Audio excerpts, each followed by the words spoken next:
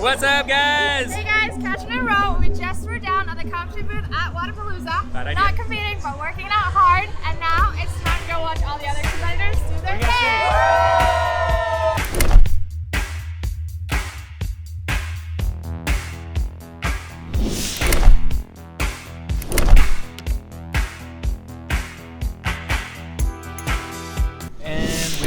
Yo, what's up, guys? Hey, Rogue here. It's obviously after hours, and Tommy Marquez of Talking Elite Fitness has been generous enough to lend us his time and recap the day, man. Thursday, day one. Yeah, man, it's hard to believe that it's only the first day of a 4-day competition. It feels like so much has happened already, and there's been so much energy and excitement around this weekend, and the build-up's been great. Yeah. And it's just so much goes into it production-wise that it's like, you get done with that day one, you're like, wow, I got to do that 3 more times, like in a good way though. And this place also, like, there's so much energy. Like, it's my first year, as you know, and the energy is almost exhausting just as a spectator. And let's talk about that first, because we'll get to competition for you guys.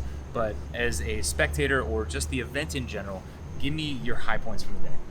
A couple of, definitely one would be the gauntlet for sure, getting to throw down with Marston and Heber, Chief Keef, Matt O'Keefe. For people that don't know, that's a workout, and break it down because it was brutal. Oh my gosh, so it's basically 4 workouts in an hour window, back to back to back, and then it's all scored and ranked as a competition at the end. So it was like a couple of overhead squats and hang power snatches with double unders mixed in, 5-rep max shoulder to overhead, 30 D-balls for time, and then max assault bike calories, but there was burpee box jump over sprinkled on top of the minute every minute, and then we finished with Karen plus 75 toes to bar. Good and Lord. You got to pick how you sliced it, but it was just brutal. We picked high noon, of course, the hottest time of the day. I got to see some of it. Was really fun to watch. Okay, so the workout, obviously. Anything else? I mean, that was the biggest thing for me. Yeah. I mean, this is such a community-based event for me. Getting to see like some of these workouts, and a lot of people, it's like adult fitness summer camp every year. So this is one of those things that because it's a community-oriented event in so many different divisions, it just feels like such a much bigger, grandiose event, and then but still has like the homey feel of seeing everyone you love. So. Agreed, man. And one thing, you know what, this isn't fair because it happened the day before, but we got to see the Buttery. We got to see the Buttery premiere, absolutely, which was epic. You were all over that thing. Got some cool sound bites. Yeah. And I was like thrilled to see how that came together. And you know, just sneak peek, not huge spoilers, but to me, this is one of my favorites out of all the docs. You know, we've been fortunate to be part of them and see them firsthand. To me, this one was special because of how raw it was. It touched on some things that you normally wouldn't get to touch on, like not just politically, but just from an emotion standpoint, knowing what everyone's been through in the last year and what it took to even get this movie to exist was huge. And being able to see it on the big screen with a ton of close people was phenomenal. Agreed. For me, my high points from the day, one was that we got to be on the podcast, you and I, with both Matt O'Keefe and Matt Fraser. Yeah. And that was really cool, man. Matt Fraser said it himself, and I truly believe it as well. Having him on that side of the mic is phenomenal. Oh, some of the stories he told were great. I mean, mind-blowing. Not safe for work, some of them, but still, they were awesome. And I mean, you just get to see a different side of him. You know? And I couldn't get in the heat of the gauntlet with you guys, but I did get to work out with Catherine David's daughter, which is always special. I walked up to the ComTrain booth, and I was like, "Hey, what's up, guys? What you doing?" And she's like, "Oh, I'm doing a workout. You want to do it?" I see only machines, and I was like, "Sure, dude. I can roll the dice on that one." And she's like, "Okay, first movement, burpees." Right, EMOM 15, 18 burpees, 15 calorie bike, 12 calories ski. You're better on this thing than I am. So. To be fair, it was an EMOM.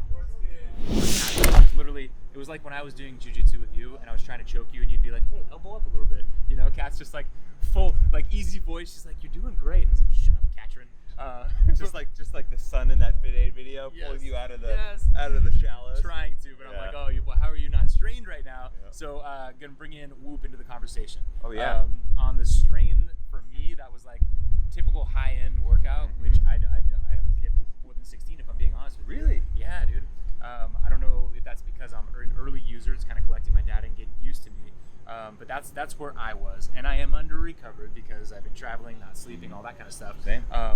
Where did that gauntlet put you in terms of strain, and where were you with recovery? So I want you to see, you guys can't see it very well, but that second line says functional fitness. That was the gauntlet for about an hour and 30 minutes total from the warm up to fit. Yeah.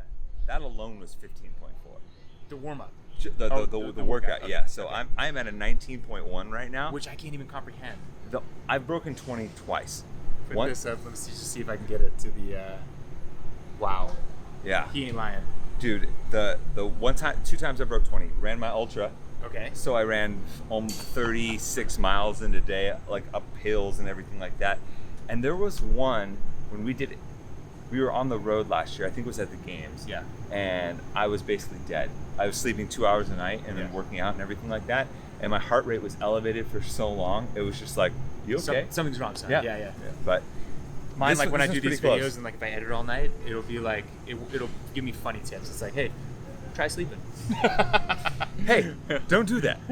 But I'm loving like the data that comes back from Whoop. You know, I've always loved like sleep tracking. Mm-hmm. This integrates is really, really cool with some like the heart rate variability and some other factors I'd never seen before. The other cool thing that I really want to hear from you about is teams. Oh yeah, because you guys do a fantastic job with talking elite fitness. Mm-hmm. And just give me the general overview. What is the team's all about? So really what it is it's your own kind of curated team of people that are within your community. So you can do it for gyms, you can do it for like the Buttery Bros have the Butter Gang. We have one for all of our podcast listeners that join on. And it's a way to kind of collect like-minded people and communities into basically this group that allows them to compare and contrast and see how they stack up to other people that are in maybe a similar community as them. So if you're in a... You get to play together. Yeah, basically. And if it's your gym, if it's your cycling group, if it's your running club, you can see what those, the strain, the recovery, the sleep stuff, for teams in particular, like if you're a coach, you can monitor all your crew at once and see where everybody's at. There's a lot of really cool tools that you can do to compare and contrast. And then if it's a fun group like you guys do giveaways, you guys do rewards and things like that. And every week on our show, we talk about our top 10 in either sleep, hours of sleep, heart rate variability, resting heart rate, and really kind of give some credit to all the people that are putting in the work in there. I love the sleep data too, so we've been really focused on the sleep stuff. There's actually a really cool university study that just came out kind of validating Whoop's sleep tracking data that they went through and combed through it, and they were just like, yeah, this is basically amazing. So that's rad. Yeah. Okay, well I'm jumping on the bandwagon. Yep. And for people that don't know, you don't buy a Whoop band.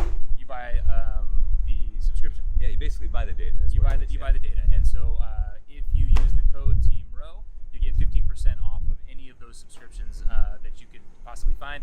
We'll start doing fun stuff and try to go along with these guys as well. All right, so let's talk about competition day overview. Mm-hmm. Yeah, 2 events today for individuals and teams. They couldn't be more different.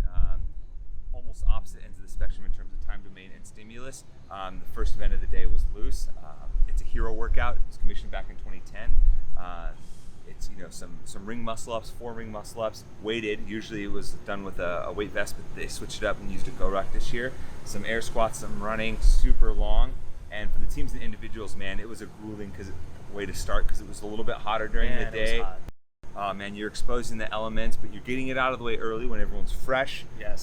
So allowing people some time to recover from that.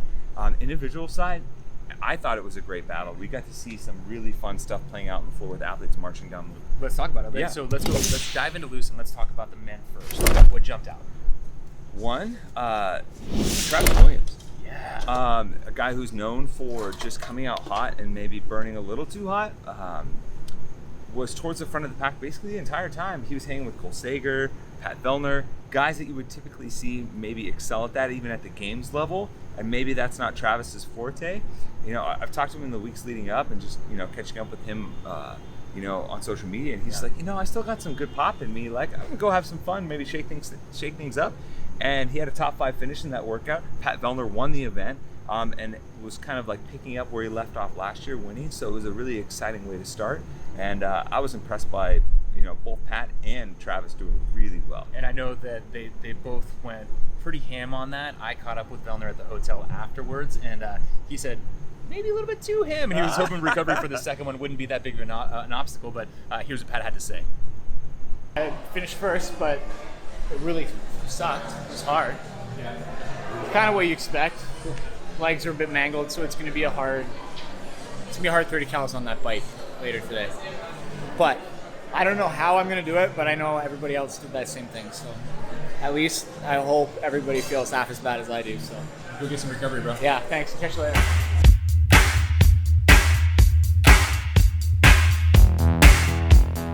So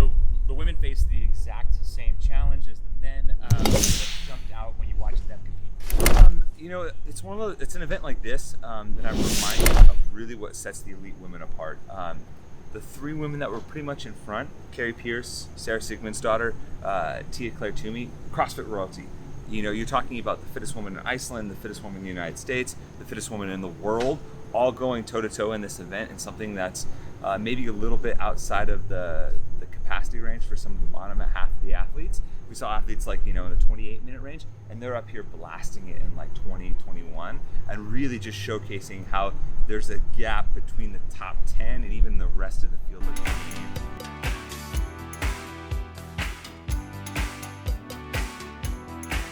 So as you mentioned, the second workout of the day couldn't have been more different than Luce, and it was uniquely brutal and unique in format as well. Yeah, and it was, like I mentioned earlier in the show, it was elimination style, interval sprints on the assault bike and overhead walking lunge, and each time the walking lunge got heavier, kind of adding to the spice factor. It's funny, this first showed up, and I don't think a lot of people saw it, as the finale in Brazil last year, and I was down there for that finale, and almost couldn't believe my eyes at like the effort that was put forth. It was near identical with overhead walking lunges, kettlebells, and assault bike. And I was like, there is something here. This is fantastic. Yeah. Story of the day for me from that workout was certainly Sarah Sigmund's daughter. She came out and beast mode was back. And it was one of those things where there was never any doubt at any stage in the competition. Sometimes you'll see people game it a little bit. Right. Maybe just get through the next round, and empty the tank on the finale. She was at the front of the pack every single round, and it just looked like she was focused again. Like it was like that look we saw at Strength in Depth last year, and the look that we've seen the first 2 events that we've seen her at Filthy 150 and at Dubai. And to me, that was quintessential Sarah Sigmund's daughter, almost that we've been looking to find since heavy DT at the games in 2015. It's like I almost haven't seen that again.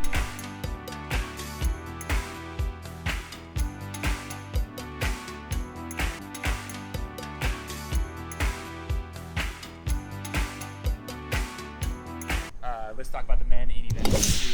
What did you like the most?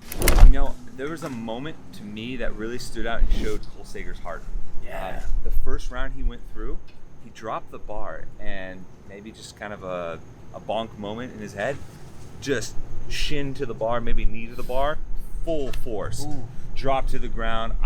To me personally, the athlete analyst that looked like a potential season-ending thing. Ooh, that bad. I didn't see that. You could see the doubt on his face, and I was worried for him. Me and Marston were sitting here like, oh gosh, what happened? And he did well, makes it into the final, does really well, and continues to power through. And regardless of what his finish was, that was like a heart moment. And I think that's what makes Cole a great games athlete in particular.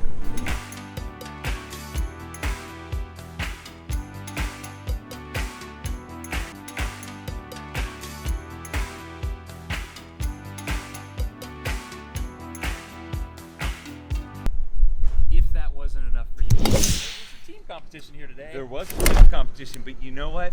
Anytime Mayhem, Freedom is in the next, everybody's kind of like, oh great, here we go, they're gonna win again.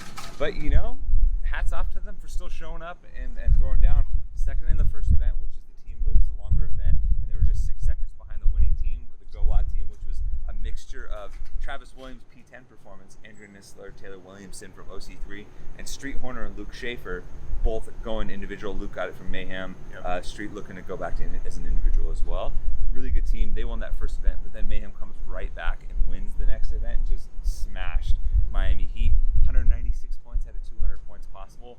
But the Mayhem Independence team is in second. Yes, dude. So, they've got to stand in for the women with Fisa Gaffi, but still, doing tremendously. Great to see that as well. If you could tell, this is not unbiased reporting. Little home cooking there. Little home cooking.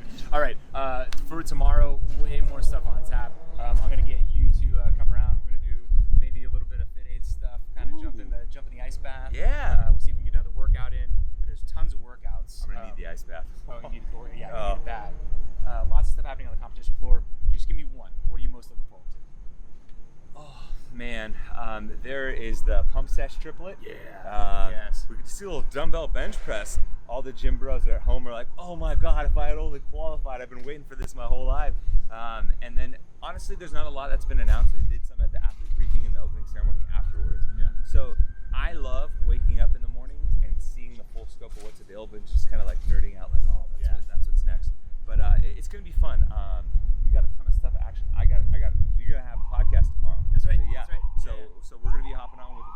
videos, a little bit of year recaps and reflections. So we got some good stuff coming. Yes. Okay, great.